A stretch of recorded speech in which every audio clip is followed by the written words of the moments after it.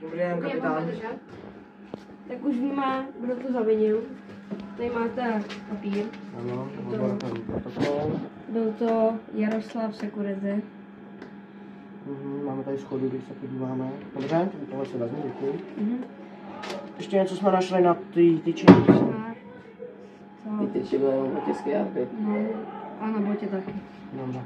Tak se jdeme podívat na jeho rodnou adresu. Shledanou. Zde byli pan Security. Ano.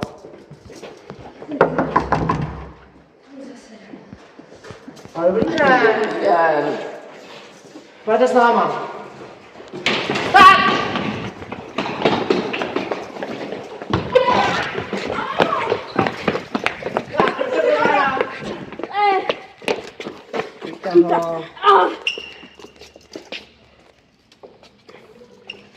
Pan Security se nám snažil utéct.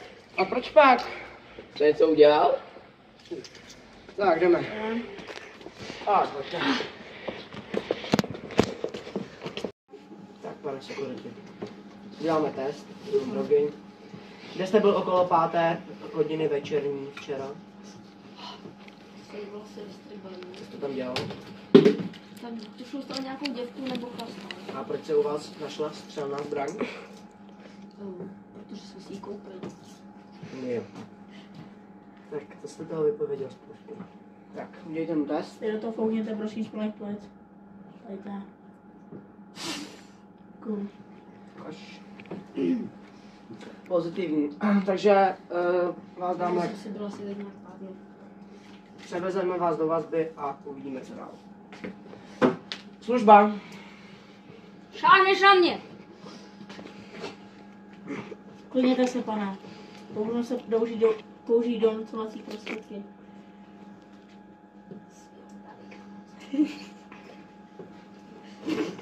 Teď dost. Klidněte se, pane. Pane, co se zadá?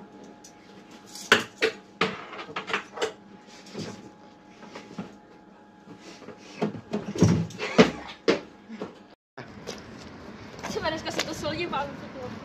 Ale víš co, byla tam taková sexy bruneta.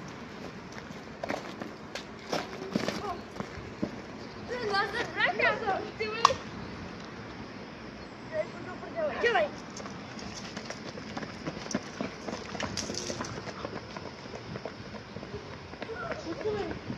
Utekli nám zloději. Co se stalo? Máme těsně neutekli.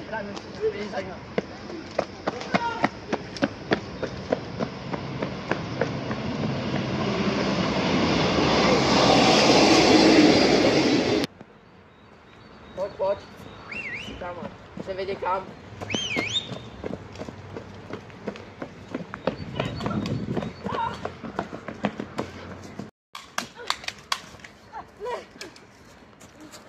Ono zbraň!